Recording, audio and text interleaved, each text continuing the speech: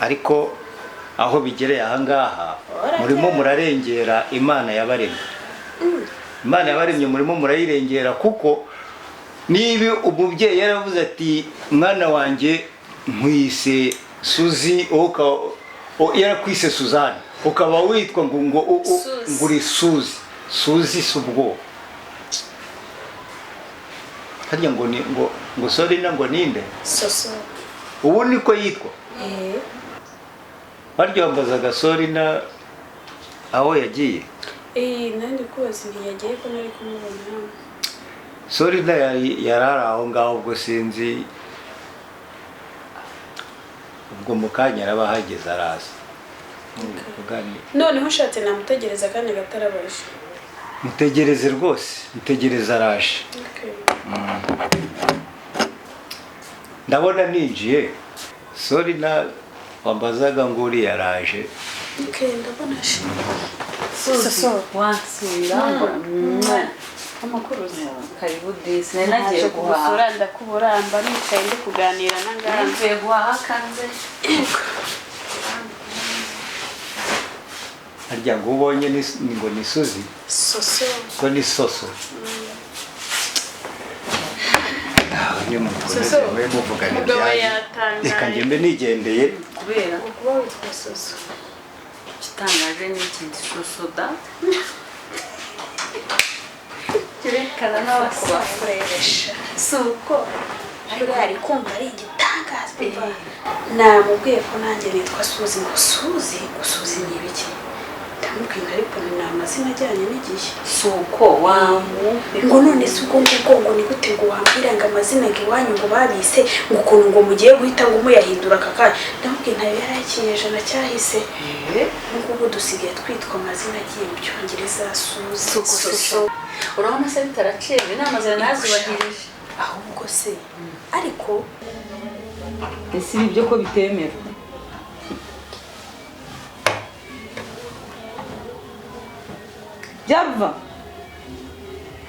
Byarva si mashini yo bayigize gute.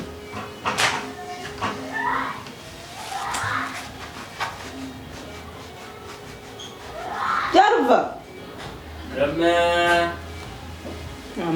nasi imashini mwayigize gute kwitadoda ibintu biba bintesha umutwe n'ubwo nataye. Iyi ngiyi imashini mwayigize muti sinzi kudoda ukubizi mwese uyirirwa uyikiniraho rero.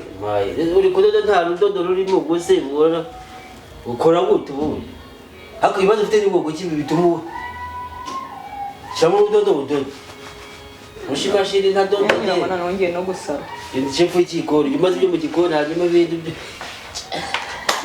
ageze ndabona no kuri kw'Imana dore hari umukara hari umweru sinzi ibyo uri bujombemo hariya udoda imyenda ntazi. ese urumva mbijombamo babijombamo imyenda uzambika abantu bo mu cye gihugu. ntumbwiyerekeho kuri Kajuka ko nta kintu yakumarira. Uzabishaka se n'iki kikunaniye? Uzajya unyigisha. Mwigisha iki? Uri Israel nkuru. Israel nkuru. Uzajya unyigisha. Shamba barira. Mwigisha se mwigisha. Uzajya unyigisha.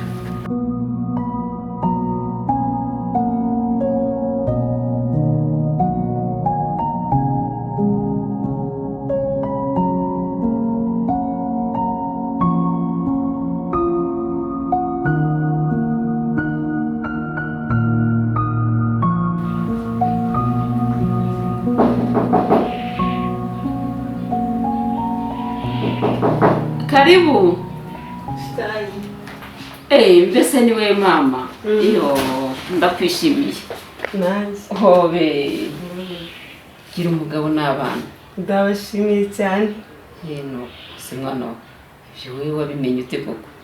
Ariko ntibyabura. Ntabwo umukobwa nkawe ugifite ubunyarwanda, ugifite umuco w'Unyarwanda yayoberwa ibintu nk'ibyo kwikiriza. Karibu mama. Urakoze. Urugo se baraho barashima Imana. Mama araho n'abandi bana baraho uretse umwe umwana muto wo mu rugo n'urwaye. ukarwaye iki se shenge?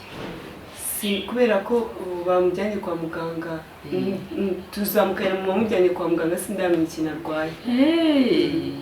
hasi babwiwe n'iki Mama arahandangiye ariko turazamukanye n'undi nuko akomeje ajyanye umwana kwa muganga. yego rata niwe uhakurangiye uzi ukuntu byari binyubiye ntiyavugaga se mama uyu mwana umenya yaramenye ko mukunda nanjye kukubaza ahubwo wareretswe warabirose haguruka mbere. Reba hano reba byibuze iyo uza kuzamura nibura bikagarukira nk'aho gato ubutaha uzageza nk'aho ubwo sinzaba nkabije suza ariko nyuva mu muturage ibyo wigira ni ibiki ukabije si iki ariko se urabibona ute najya kuno kaje yego ko umva ahubwo ariko ntabwo karaza neza ariko nibitanakunda tuzajya gushaka n'igikariso sha mu mujyi birahari kenshi biri ntabwo ari menshi si menshi ahubwo niyo gahunda none se ahubwo umeze we na frere wawe nganzwa ubu ngubu nyine ni kwa kundi kumwiyenzaho ariko ndabona atarafatura kari ngo ankubite ariko bose ndacyabirimo shyiramo agatege ubundi yigaragambye kadogo eba yaragarasa kuzanga ibyo bintu yadukije kwambara n'ibikinga abana be bazambara ngo ibicimbe nawe wambara ibicimbe nikada ubundi reka wa mugani ubu ngubu norongeye kumwemeza hari icyo ubaye we kudasa neza kose kunantu bandebaga buriya babonaga nta sishize wari umeze nk'agaturage bya hatari si nk'ibyo byose usuravuga iki nsigaje kumwe dindi rubanza uva ahangaha ubundi tugukosora induru zivuga cyangwa ukundira mwana ibintu bizagenda neza rero nshiriramo nshyiramo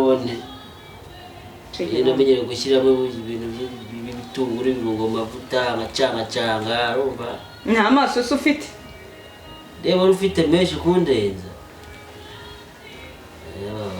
gira vubaze mva nkubwira ibintu ntabwo nabivaho wayi umuryango nk'aya matungo yewe reka mani ifite ibintu bibazo mbere nkubwire jya kuryama kuryama ndakubwiye kuryama mfite ibyo gukora urakora se ibyo ukora ntubishoboye uraho yewe ariko nkubwire ushaka kumbwira iki se sasa ya magambo yawe utekera iki se aho ukora agakawa ushaka igikoma se cyo kugira nk'isi abo rwo bwanga igikoma ndakubwiye kandi urarwaye nakubonye ntabwo ndi muganga ariko urarwaye ufite ikibazo none urabona ndwara iki mbize wenda n'ibibazo byanyu bya siterese bya mu kazi abakire bagira indwara bagira ibibazo byinshi umunsi nanjye ntakize uzakire nk'uko ntakire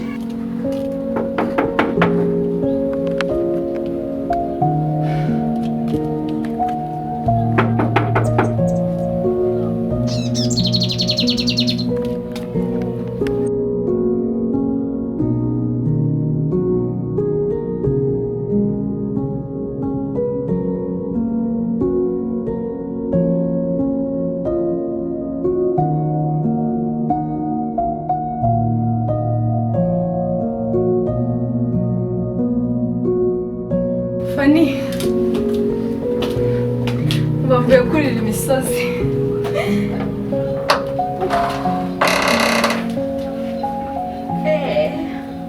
njyewe uramenye urukweto nambaye ntabwo uri kurubona si urukweto nambaye uri kurubona wakuremo inkweto ese utanshuza usa n'umwana werekanye tuza wavuye i burayi we shiri bite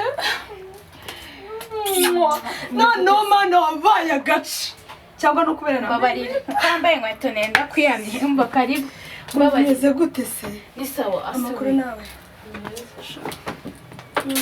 ego ko ngomba ngurika kurebera mu mafaranga ni note bayi umva amakuru y'imezi umva amakuru y'imeza ngomba shangwa ni uko kumana hano hantu uri kuba ntabwo ndi kwakunda pe enda kwiyamye ntucinge usumva nta n'isoni use uturuka asohoka izo nkweto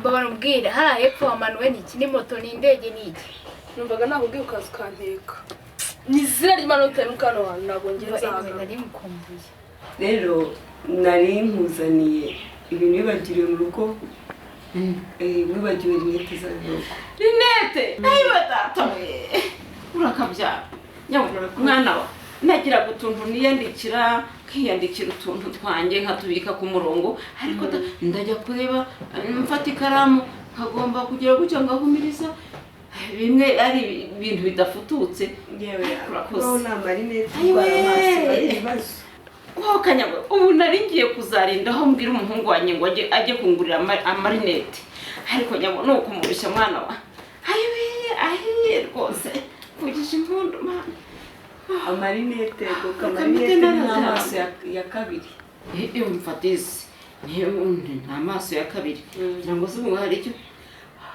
icyo nashoboraga niba kuri murakoze atatoye umbwirire mama wawe uti wakoze uti yari yarindagiye byarangiye nicaraga nkarira amaso nkicaraga usibye ko n'imyaka irimo niyo mpamvu se mbona amaso yatukuyemo ni ukubera ko hari utuntu nandikaga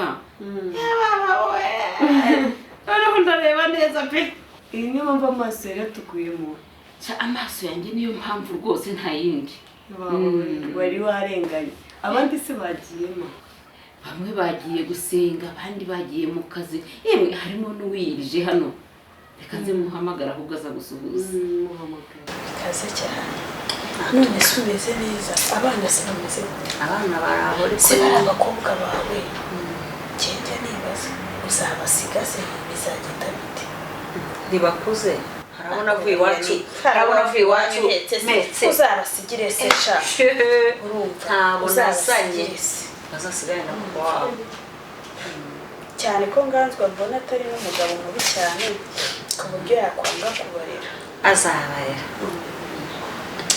wabyishimiye azabivamo nanjye nariciye ahangaha rero ngo mubaze amakuru ukuntu byifashe ariko reka ngende ubwo uzagenda umbwira uko gahunda zimeze wowe nubona hari igitangiye kuvamo iri saza ritangiye kwigira irya danje ebana nawe ujye uhita uhagurukira mu ry'inani uribwize verite ritarizamuka uko ryakabaye rigukoze urushyi cyangwa ingumi ebana ntuzarindire kashyiramo urwa kabiri uhita ugagara wikubita hariya ku makaro abakobwa bawe niba bazaba bari hafi aho guhita bahamagara ribu ebana bahite bazi isaza bayitambikane nuguhita witwara uvuga uti ambashana none nanyine mukumbuye abagabo bakumejeje neza sinjye kubeshya ko ndacyukiwe wowe nakubwira gukazana ubugore amakuru se cyane meza njye nitwa Darlene nanjye nitwa ni Chante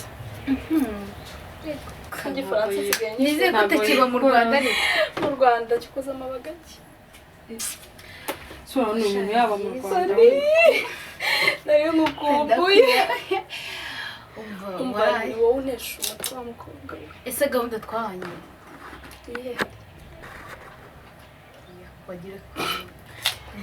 umbasigaye mfite gahunda mama nyinshi ziba zambaye nyinshi utanyibukije za diro nyine watubwiye mani zababaje gusa ntabwo uzibuka ese wowe wagiye ukicecekera ukituriza warize uko ari njye uzaza ngambwira twakize ikize mfite ikisa muri kano kazu kanyu wakasuzugwe so hamwe habiwe umva noneho mana yanjye mutuye kuhagera ahantu hasashiriritse pe ndakubaza usohokamo abaturage bose bakureba bebe kamutera story rero zimfasha umukobwa ndagiye kubivuga umuntu wari wandiye ese umunwa wawe ko wari ushyushye afite agatipa ku nda yapfiriye kuko uzi icyo bita kurwara indege depression ikakurenga ugasara ukajya naho wenda kwiyahura umva muracyarwara indege afite agamba kananutse kishwe niba ari inzara niba ari iki shafane nawe hari igembe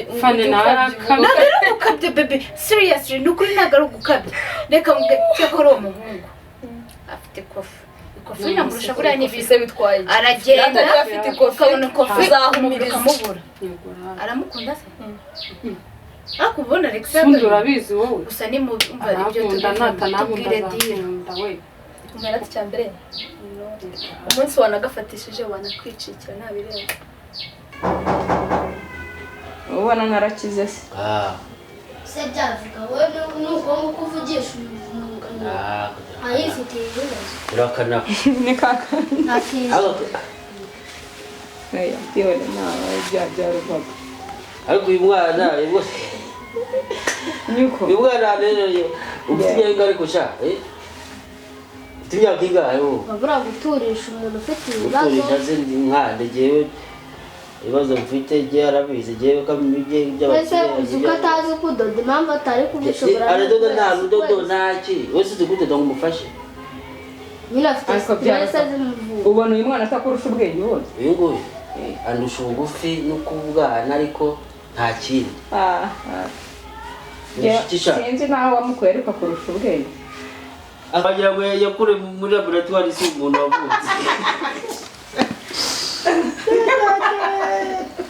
ariko sha ariko se amaze kanane byaruvangana umwana amaze ikingana iki Kigali wowe sha peti Amaze igihe kingana iki? ayo ni akanyamugi ni akanyamugi gafite ubwenge gafite ibintu gafite utuntu tw'ubwenge hano hantu niko sha hari ugikomanga neza abantu twarwaye imitima dusanze mabaje nimba mvuga ati narasaze ngo ikintu cy'igisazi kiraho ariko nawe si urumva ati ugiye bazo baba bakiri bagiye ibibazo byinshi urumva Ariko byaruva kuki wari uvuga ngo ndi umukire. sinuri umukire Ubusura reba mfite umugabo nk'abandi. se yesu we Ariko kuki utabona ko ndi umupfakazi. ese ngo ufashe ikigo kandi umukozi nyine kandi umukozi nyine urumva nyine Cyana n'uyu mwana mugende mujye kuba mu niwe munganya ubwenge. nese ngo umukozi na mabuja noneho urumva ubwo se nyine ko genda umukozi nyine urumva akamuja nawe urumva aricyo nagufasha se Atashaka n'icyo mwana. ku muntu mwiza nkawe ntabwo yabura n'umugabo buriya Ishaka naka uzi ko nakabonye nkabona kameze gutya nka mbona ujya mu bintu by'abana uvuye mu byo tuba turimo Jessica! Jessica! Ngwino usuhuza umushyitsi nyabo atagenda.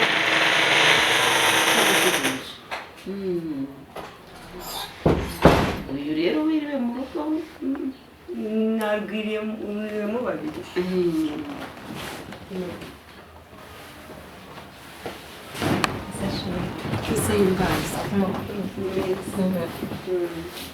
Jessica uyu muntu wamwibutse.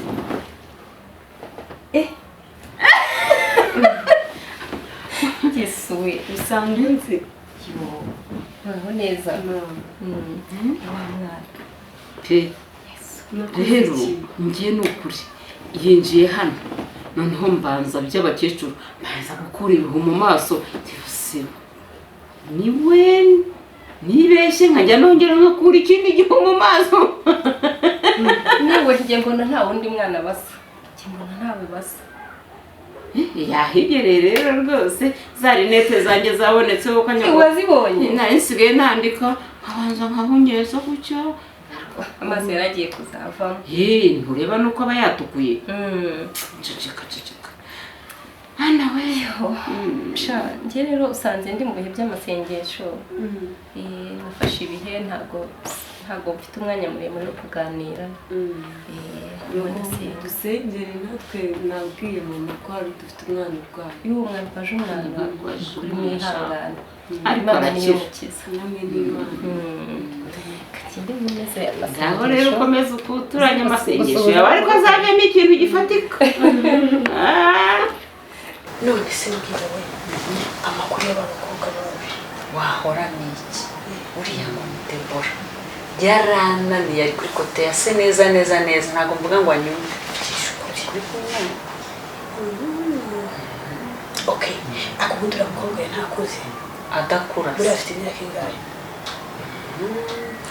bitegwereka inzira agiye kuzuza 20 ans okay ubundi musaza twamwibasiye reka nzigere ku muti uriya mukobwa si umushyigikiye iki gisaza gishaka umwana w'imyaka nka 20 afite 20 arayifuza vuba nari turamubeshya ko afite nka 20 sibyo duhite tumuceka icyo gisaza gifite ikofi duhite tumuceka icyo gisaza noneho nganzwa we azaba ataye agaciro nta kivugira azabura umushyigikira ubundi duhite dukomeza akazi ahubwo urabyumva uteye baba we mbega inama niyo yo umva ngo bingirire kuri icyo gisaza erega mba mpakubereye mba mpakubereye aho niho nzaba mushoboye mpamvu yo gukomeza wihambira ku basaza muri udafite ntihambire narasibye nijye wasigaye inyuma ariko umusaza azasigare yagwa gereza